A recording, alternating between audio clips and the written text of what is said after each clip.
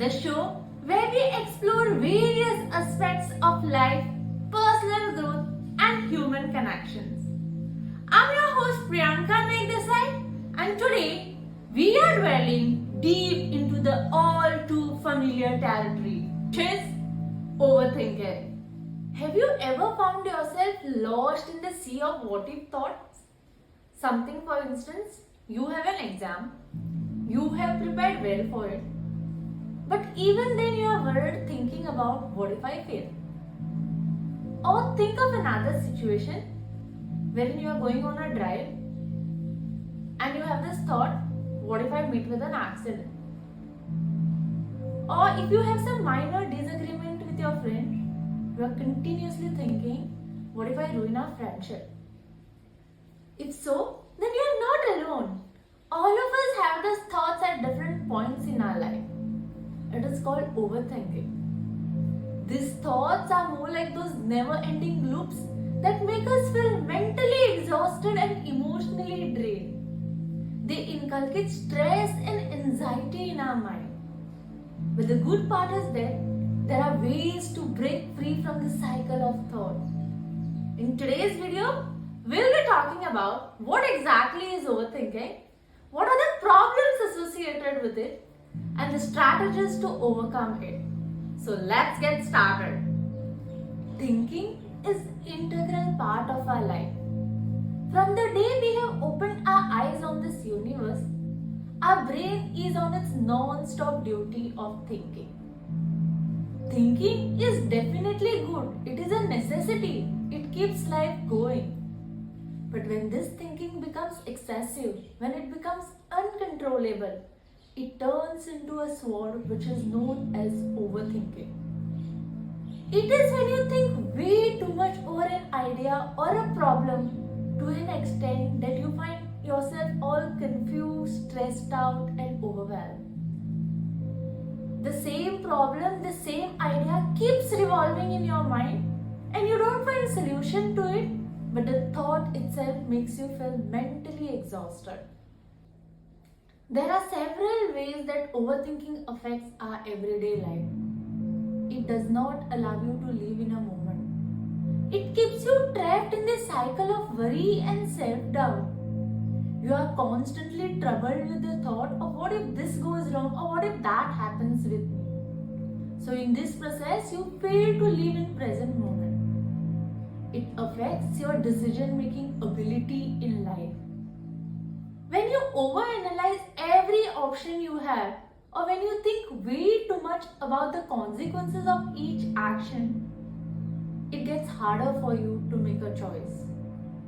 Moreover, it strains your relationship with your loved one. It messes up the kind of bond that you share with them. When you second guess everything that people say to you, it creates misunderstanding, it creates conflict. For instance, your sibling, your cousin, or your best friend might say something just to pull your leg. Now that you are an overthinker, you tend to overthink that action or a joke and you feel bad about it. This inculcates negative feeling in your mind regarding that person, and this will ultimately affect your relationship with them. It is important for you to know that when you think about the same stuff over and over again, it uses your brain's energy and very little energy is left to do something productive. Now that we have discussed the problems associated with overthinking, let's discuss various strategies to overcome them. The first thing that you got to keep in mind is that you cannot control everything. This is a very powerful mantra. The day you actually realize this, half of your job is done. You overthink because you are looking for certainty. You are looking for security. But it is important for you to know that you cannot control everything in life. There will be some things which are under your control, but there will be others which are definitely not under your control. For instance, you are preparing hard for upcoming exam. You have done everything under your control. You have attended all the classes, have taken notes, and have done everything. But unfortunately, just a day before your exam, you fall ill with severe headache and cold. Despite all your effort to maintain your health with adequate sleep and balanced diet, you could not predict when you will fall sick. Here, the situation is definitely not under your control, but how to respond to it is under your control. You can talk to your professor and see if he or she can reschedule it for you or give you some extra time or at least do something about it. From here, you get to know that sometimes, even with your best effort, you cannot predict everything. The second one is to do things you love and stay busy. When you do something that you are passionate about, that you really enjoy doing, it takes away your full attention. Your mind stays busy, you don't have time to overthink. Have you heard of the famous quote, "An empty mind is a devil's workshop"? That is applicable over here. When your mind is empty, when it is in idle state, it dwells into a lot of unnecessary thought which ultimately lead to overthinking. That is why a lot of learned people tell us that we need to pursue our hobbies and do things that we are passionate about because it reduces stress and makes us feel relaxed. The third one is to write down your thoughts. You often feel better after sharing your thoughts with someone. But the harsh truth about life is that you don't always have people with whom you can share your thoughts. However close they are with you, it's not possible to always have someone by your side.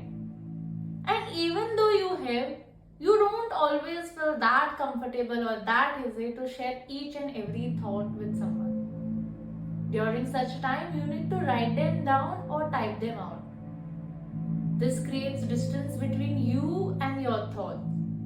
It's similar to sharing it with someone. When you share your thoughts with someone, you structure your thought. You brainstorm what you have to tell. You remove all the unwanted thoughts, or you can say you remove all the dirt from your mind, and this creates space for positive thought. That is why you feel relaxed. Similarly, when you write down, it gives clearance to your mind. It works in the similar manner. But the only difference is that here, instead of sharing it with a person, you are sharing it with a paper. The last but the most important one is meditation. It is like training your mind to stay in present. Your mind is kind of a busy highway, and the thoughts you have are the cars on this highway. These thoughts are mostly about past or about future. So when you meditate, what you are doing is that you are moving to the side of the highway and looking at the thoughts of the cars moving by. You don't stop them, nor do you jump in any of this car. You just watch them from the side of the road. It helps you to identify when exactly you are overthinking, because you are not lost in the thoughts anymore. Instead, you are noticing them and gently bringing your focus to what you are doing right now. It could be like taking a deep breath or chanting. You detach yourself from your thoughts. When you practice this regularly, it reduces production of stress hormone and it activates body relaxation response. It helps you to identify the pattern that leads to overthinking. One thing that you got to remember is that overcoming overthinking will take time and persistent effort. It is not a one-day process. Learning to control your mind is definitely not an easy task.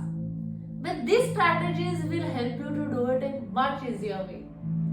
I hope this podcast taught you something at least today. This is exactly how I have learned to control my overthinking. So it should be beneficial for you as well. If you have liked this episode, then hit the subscribe button and share it with your fellow mates. Don't forget to like, comment and share your opinion with us. Remember, you are not alone who is overthinking, and there are several ways to overcome it. for joining us today. Until the next time, let's conquer the overthinking tendencies together.